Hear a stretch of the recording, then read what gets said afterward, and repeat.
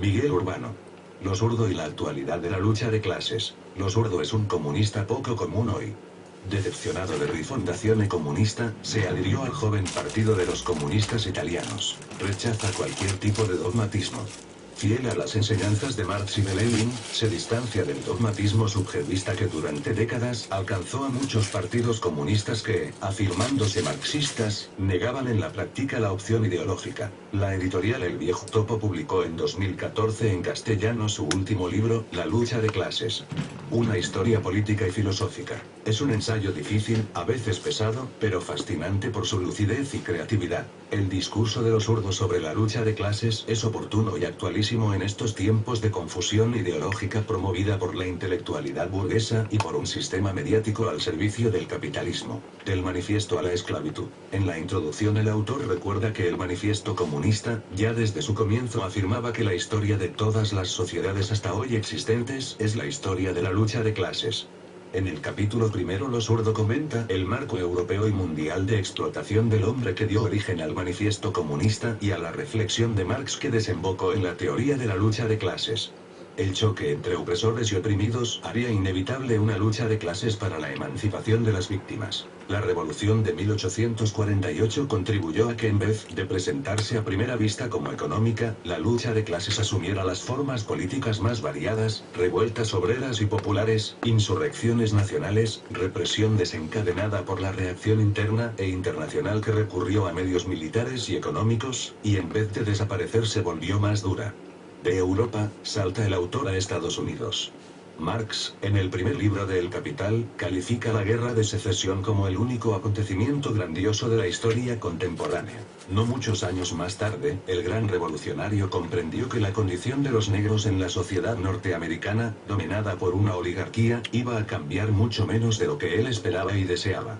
Meditando sobre el fracaso de la revolución de 1848, Marx y Engels no dejan de incentivar al proletariado de las potencias industrializadas a rebelarse, subrayando que en Inglaterra, en Francia, en Alemania, los obreros no dejan de ser modernos esclavos. No olvidan sin embargo que hay otro tipo de modernos esclavos, las naciones oprimidas por estados poderosos y los pueblos de las colonias africanas y asiáticas. En Europa citan a Irlanda y a Polonia. En ellas, la lucha por la independencia es una modalidad de la lucha de clases. Para lo zurdo la guerra 1914-18 es también una expresión de la lucha de clases en triple sentido. El conflicto, según él, remite a la lucha de las grandes potencias capitalistas por la hegemonía mundial. En las metrópolis, la clase dominante reduce la combatividad del proletariado a través de la prueba de fuerza en el plano internacional.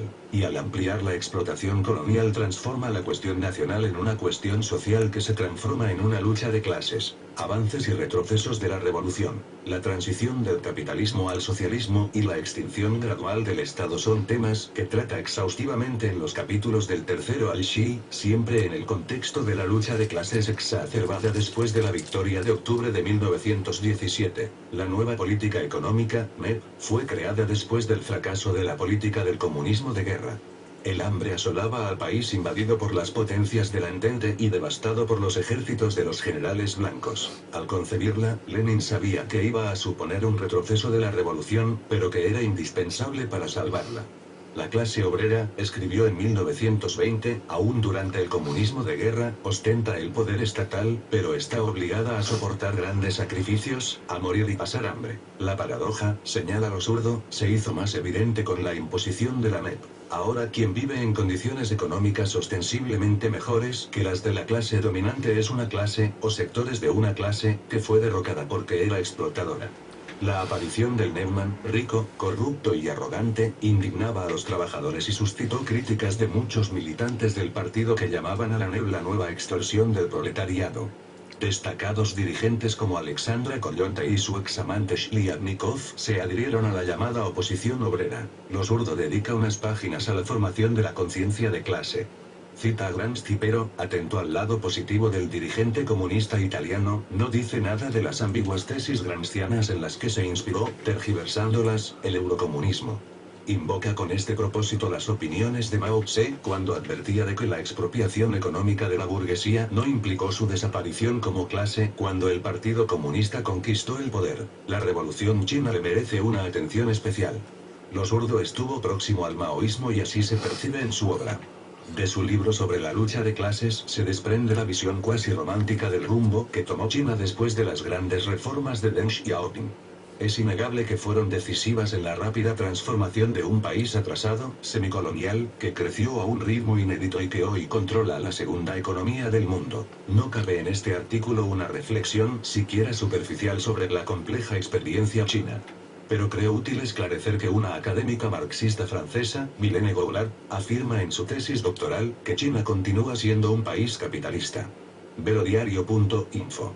La temática de la nivelación universal. En el capítulo segundo Lo zurdo aborda la temática de la nivelación universal, rebatiendo la falsedad de la tesis de Alexis de Tocqueville, un escritor venerado por la burguesía francesa, en su libro La democracia en América, según la cual en la Europa de mediados del siglo XIX ya no existían prácticamente las clases sociales. El filósofo italiano afirma que se trata de un disparate reaccionario. Para el liberal francés, desde el siglo XI se había iniciado en Occidente una revolución en las condiciones de vida de los pueblos que condujo progresivamente a una nivelación universal. En la escala social la nobleza habría reculado y la plebe avanzado. Y que pronto se juntarían.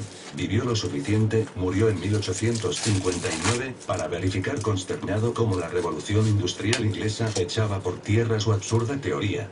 Tocqueville, por cierto, admitía que la nivelación no impedía la existencia de grandes desniveles entre los europeos y los africanos y asiáticos. Lo zurdo subraya que en su deslumbramiento americano, Tocqueville parece olvidar la existencia de millones de esclavos negros en la patria de Washington y Jefferson. Con su desprecio por la raza amarilla, el autor de La democracia en América desconoce también que incluso en 1820 China representaba el 32% del PIB mundial y la India el 15%. El imperialismo británico arruinó rápidamente a estos dos países. El mito de la paz universal. De Stuart Mill a H. Arendt y Habermas. En el mismo capítulo segundo y en el Xi, Lo zurdo evoca los debates sobre el mito de la paz universal y comenta las posiciones de Hannah Arendt y de Jürgen Habermas relacionadas con un imaginario nuevo orden mundial que impediría nuevas guerras. El liberal Stuart Mill identificó en el Imperio Británico el prólogo de una futura comunidad universal y de la cooperación y la paz entre los pueblos. Para él, ningún otro pueblo encarna como el británico la causa de la libertad y de la moralidad internacional, y pretende justificar esta monstruosa opinión afirmando que las poblaciones atrasadas tienen el máximo interés en integrarse en ese imperio para evitar su absorción por cualquier otro estado colonizador. Su conclusión es que muy pronto las guerras serían imposibles. Lo zurdo obviamente ridiculiza y pulveriza el discurso imperialista de Stuart Mill. Diferentes, pero igualmente aberrantes, son las opiniones sobre la transformación del mundo de Hannah Arendt y del filósofo Habermas. La sionista americana califica la lucha de clases de pesadilla. Para ella la ciencia y la tecnología estaban contribuyendo al advenimiento de un nuevo orden mundial. La historia desmiente esta esperanza. Lo zurdo cita dos ejemplos. La introducción en el sur de Estados Unidos de la máquina descortezadora del algodón no afectó en lo más mínimo, según él, al trabajo esclavo. Si en 1790 el total de esclavos ascendía a 697.000, en 1861, vísperas de la Guerra de Secesión, sobrepasaba los 4 millones. En la India, en 1864, el gobernador general definía como una catástrofe social la introducción de la maquinaria algodonera que arruinó a millones de tejedores hindúes. Difícilmente, escribió, en la historia del comercio tiene parangón tamaña miseria. Contraponiendo los beneficios de la tecnología a los males de la lucha de clases, Arendt esboza un panorama optimista del futuro. El filósofo Habermas considera la lucha de clases obsoleta e innecesaria. En su opinión, el estado social de después de la Segunda Guerra Mundial condujo, tanto bajo gobiernos socialdemócratas como conservadores, a una pacificación de los trabajadores. Esta ingenua convicción no tenía base científica alguna. La brutal ofensiva del neoliberalismo, inspirado en las tesis reaccionarias del austríaco Friedrich Hayek, destruyó las bases del llamado Estado social en toda Europa. El populismo y la lucha de clases. El último capítulo del libro, el 12, vuelve sobre la lucha de clases entre el marxismo y el populismo. El autor cita varias veces a Simone Weil. Para Marx, la lucha de clases es el motor del proceso histórico y social. Para Weil es un momento moralmente privilegiado en la historia y en la vida de los hombres.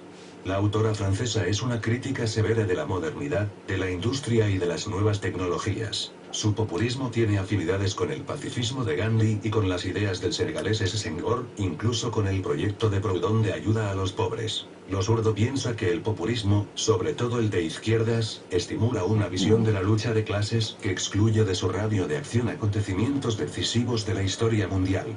Añadiré por mi parte, que un destacado populista de izquierda, el talentoso vicepresidente de Bolivia García Linera, exhibiendo una máscara marxista, ha desempeñado un papel nocivo al influenciar a prestigiosos intelectuales progresistas de América Latina. La extinción del Estado. Son pocas las páginas en las que lo zurdo trata en su libro sobre la problemática de la extinción del Estado.